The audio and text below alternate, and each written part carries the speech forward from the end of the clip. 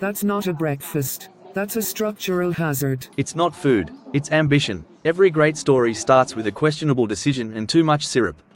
You could feed a medium-sized family of raccoons with that. Don't tempt me. I've named each waffle layer.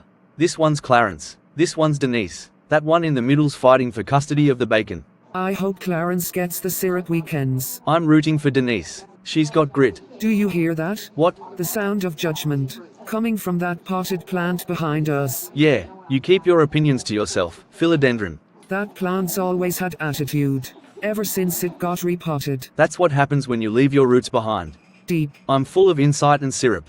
Dangerous combo. I had a dream last night I was leading a parade of hedgehogs through Times Square. They were wearing tiny capes and chanting something in Morse code. Sounds like Tuesday. Wednesday, actually. Tuesday was the one with the tap dancing ferret who stole my tax documents. Rude. Tell me about it. IRS doesn't accept ferret-based excuses anymore. Shame. That used to be my go-to. Future pirate. Or condiment vigilante. Either way, the city's in good hands. I tried to be a vigilante once. Called myself the Puddle. Oh. Did you fight crime? Only in slippery places. My nemesis was the mob.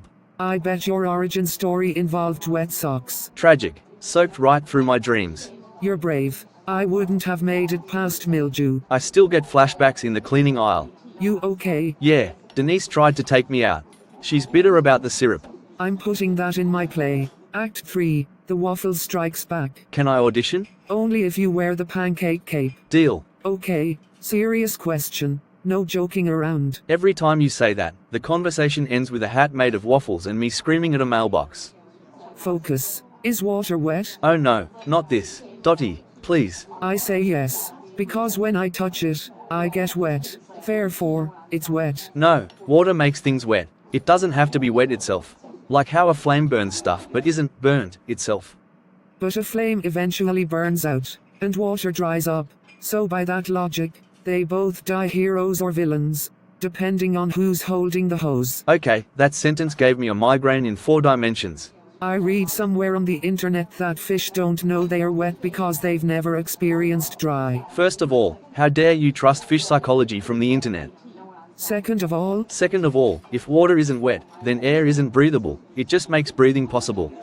Are we even alive right now? What if we're fish? Fish who think they are people. Fish WHO pay taxes. And eat pancakes. What if syrup is the ocean and we've been swimming in breakfast the whole time? Explains why I cry when I smell maple. And you know what else is wet? My dreams after I sleep in a humid room. Time. What? Time is wet, because it slips through your fingers. Like water, or unpaid parking tickets. Delmore, are you okay? No, Dottie, I just realized my soul is damp.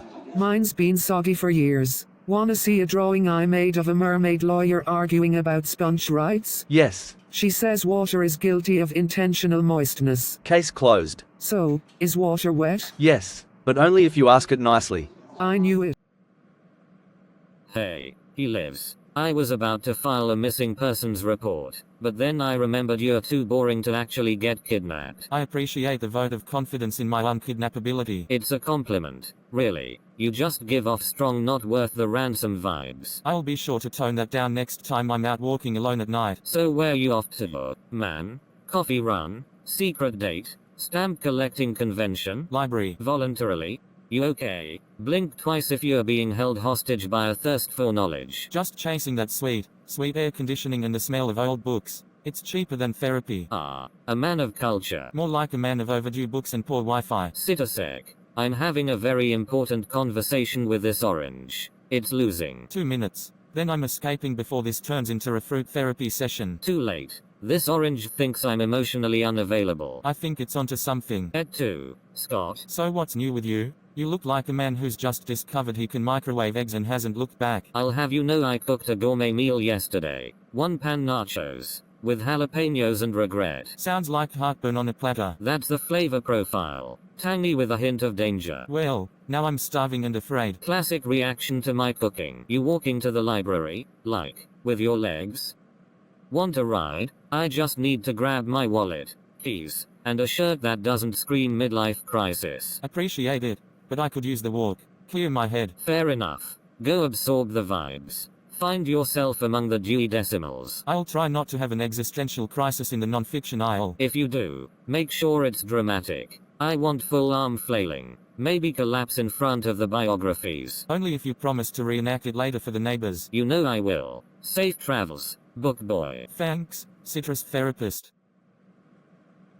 Hold up. Before you disappear into the land of overdue books and suspicious keyboard stains, I got a question that's been tormenting my soul. That's a dramatic lead-in for what I already know is going to be nonsense. Is a hot dog a sandwich? Are you serious right now? As a heart attack wrapped in bacon. Think about it. Meat in a bun. Handheld. Portable. That's textbook sandwich behavior. No, see, a sandwich is two separate slices. Hot dog buns are connected. It's more of a meat taco. A meat taco. Blasphemy. That's cultural chaos. Then what is it? A warm meat canoe? A patriotic burrito? I'm just saying, if a sub counts as a sandwich and it's one piece of bread, then hot dogs are guilty by association. That's a slippery slope, man. Next thing you'll be telling me Pop-Tarts are ravioli. They kinda are, though. Steve. Think about it. Filling. Sealed edges. Baked, it's the sweet cousin of beef ravioli. I refuse to live in a world where breakfast and pasta are blood relatives. Then you clearly haven't lived. You put peanut butter on a hot dog one time. You lost all culinary credibility. That was innovation. That was me pushing the boundaries of flavor. That was you making your chastabuds file a restraining order. Okay, well, for the record, it wasn't just peanut butter. It had banana slices. Oh my, what even is that? A tragic Elvis tribute? Elvis would have appreciated the boldness. Elvis also wore rhinestones on jumpsuits. I'm not sure we should trust his taste. Look, all I'm saying is, we live in a society that accepts burrito bowls, pineapple on pizza, and calling cereal soup. Why not accept the hot dog as a sandwich? Because it's chaos, Steve. If we go down that path, there's no turning back. Next you'll be calling spaghetti long rice and defending ketchup on ice cream. Don't knock the ketchup sundae until you try it. You need help. I need a panel of judges. And possibly a grant from the Food Network. Well, good luck pitching Steve's questionable cuisine. I'm going to the library. Library. PFFT. You sure it's not a secret rendezvous with a girl who thinks peanut butter belongs on pretzels instead of processed meat? If she does, I'll marry her. Now that's a sandwich I can support. I don't even know what that means. Neither do I, but it felt right. Alright, I'm gone. Try not to start any food revolutions while I'm gone. No promises. But when they put me in the Sandwich Hall of Fame, I want you in the documentary. Only if I get final edit rights. Deal. And bring back answers from the universe. Or at least a good bookmark. If it has a hot dog on it, I'm burning it. You say that now, but one day, the truth will catch up to you. You've opened that same document 3 times and still haven't typed anything. I know. My brain's buffering. Too many tabs open? Way too many. And none of them are helpful. You've got that look like you're trying to solve the meaning of life through Google Docs. I'd settle for just stringing a few clear thoughts together. Okay, be honest. Are you spiraling, or is this just classic overthink everything before you've even started mode? Somewhere in between. I just feel like there's this pressure sitting on my chest. Not huge, just enough to make everything feel heavier. I get it.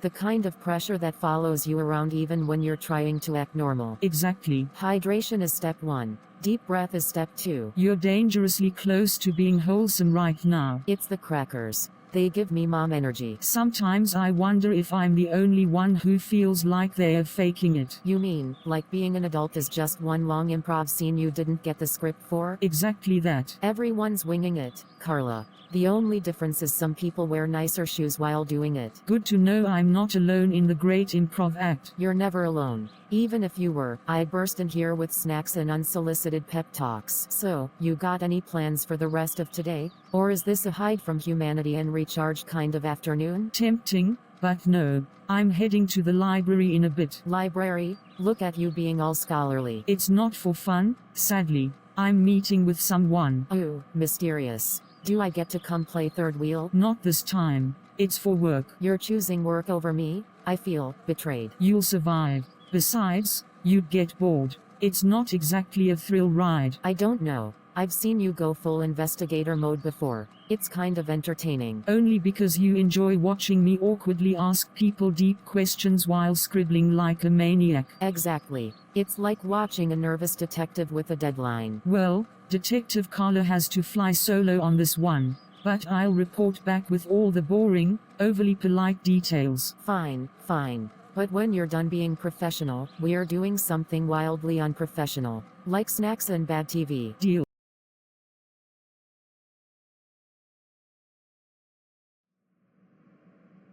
Good evening, and welcome back to Quick Toon Gallery News. I'm Victoria. And I'm Paul, and this waffle is named Denise.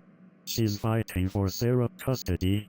More on that later. This week on Life in a Transit, we watched two beloved agents of chaos, Delmore and Dottie, turn brunch into a metaphysical war on breakfast, water, and time itself. Forget brunch.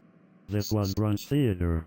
Waffles had names, syrup had motives, and apparently, plants can judge you if you eat too loud. They debated whether water is wet, whether fish have self-awareness, and whether their dreams are just soggy metaphors. It was weird, it was wonderful, it was, probably illegal in 3 states. I still don't trust that potted plant. Meanwhile, Scott was ambushed on his way to the library by the ever-curious Steve, who demanded answers to life's greatest question. Is a hot dog a sandwich? A battle of logic, nonsense, and emotional orange slices ensued. Spoiler alert, Pop-Tarts may be ravioli now. We don't make the rules, we just report them. And Scott? Still trying to get to the library. Still dodging emotional landmines.